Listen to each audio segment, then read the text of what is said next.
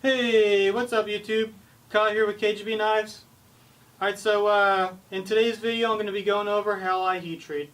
Alright, my past two videos, the first one was profiling the design of my blade, the second one was bevels. Alright, so something I'm going to try different with this video and videos in the future is getting a little bit more in depth or have a little bit more detail about what I'm doing. Starting off, I coat all of my steel that I heat treat with this anti-scaling compound.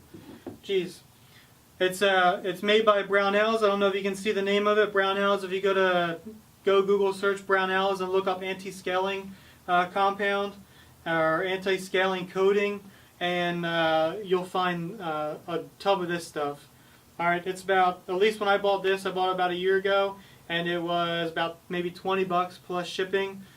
Alright, so the purpose of using the anti-scaling coating and putting it on the steel, when you're heat treating and you have your steel up at austenizing temperatures and oxygen is on the inside of your kiln, it causes scaling to build up on the outer layers of your steel.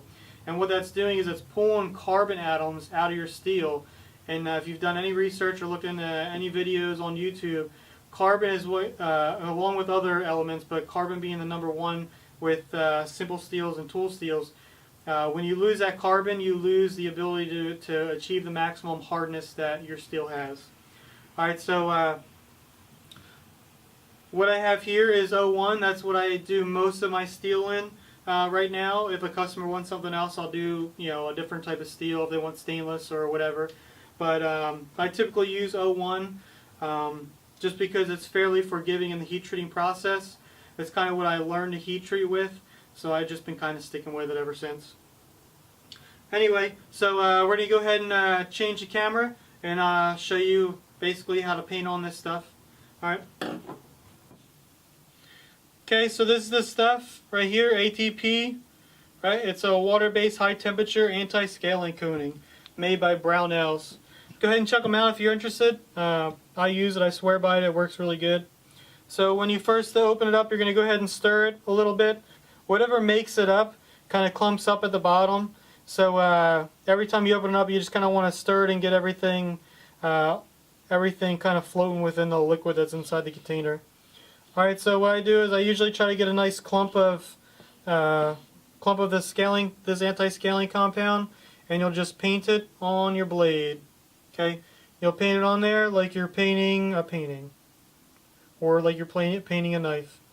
Okay, you want to try to keep the coating as even as possible, because if you put too thick if you make it too thick in some areas and not thick enough in another area, or the different thicknesses can maybe cause a little bit of warpage if you're not careful, because some portions will be cooling down more rapid than others. So what we're just going to do is take our time, go ahead and paint all this on here, and then we'll let it hang overnight to dry.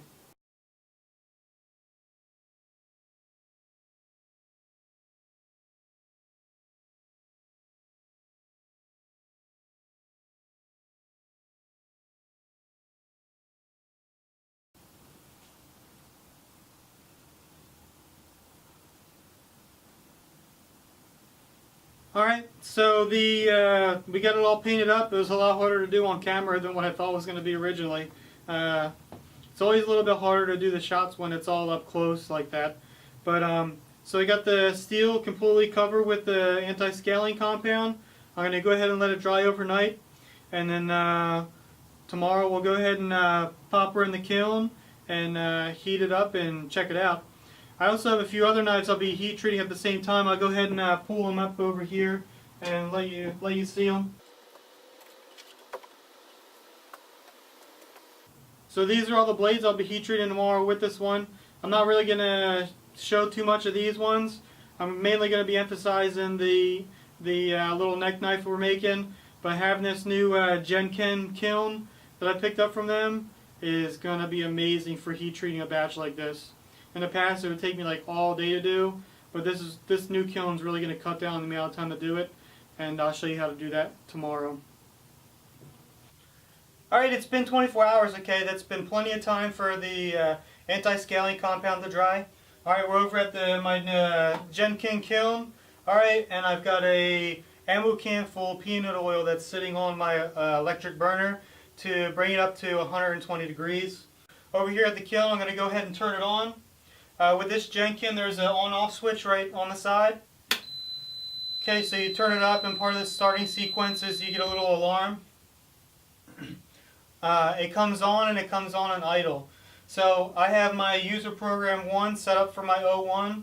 What I do, my heat treating cycle, I will bring my O1 up to about 1275, and I'll let it sit at that temperature for about 15 minutes. What you'll not want to do is put your steel in the kiln, turn your kiln on, and let your steel come up the temperature with the kiln. If you put it in the kiln and bring it up the temperature with the kiln, you can have some grain structure growth. After that, it'll ramp up to 1500. I actually have it ramp up to 1550 to make up for the time it takes for me to get the blade from the kiln into the oil. Alright, and when I get up to 1550, I'll let it sit there for about 15 minutes. So I'm going to go ahead and let the kiln come up the temperature. I'm going to get the program set up, and then we'll cut back in with me putting the blades in.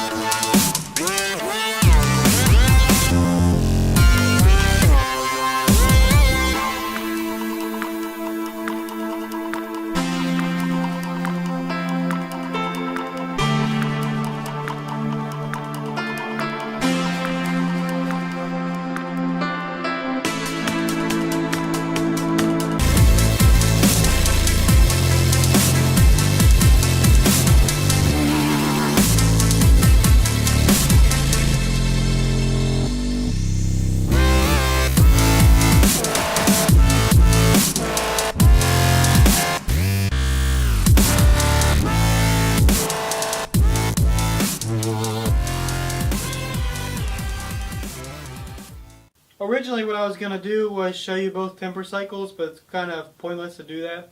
So basically what I'm doing is, as soon as I come out of the kiln, I am going to go ahead and start my temper cycle. Now I'm already done that, the first temper cycle. But what I have on top here of my oven, I've just got a few rags that are cut up.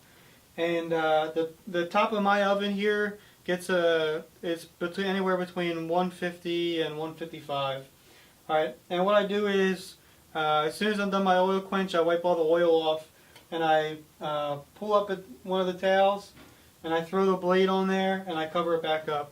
Alright, so what that does is, as I'm quenching the rest of the blades that I have, it keeps the blades that I've already quenched from cooling down below 120 degrees. My first temper cycle is done. What I do is anywhere between 400 and 450 is where you want to shoot at. I just kind of shoot the gap, and 425 is where I do my tempering at. So I did my first temper cycle as soon as it's done without cleaning up any of the scale. And then what I did is after that, I let all the blades cool down with the oven. I just turn it off and open the door up. And then after that's done, what I'll do is I'll just sand up my flats, the flats on my bevel. I'm not going to do anything too in-depth or crazy with the sanding. I'll just do it enough to clear up some of the anti-scaling compound after the first temper. And the reason why I do that is so I can watch the color change, the straw color change. Alright, so I'm going to go ahead and throw these bad boys in the oven, and then I'll come back after they're done tempering and bring them out.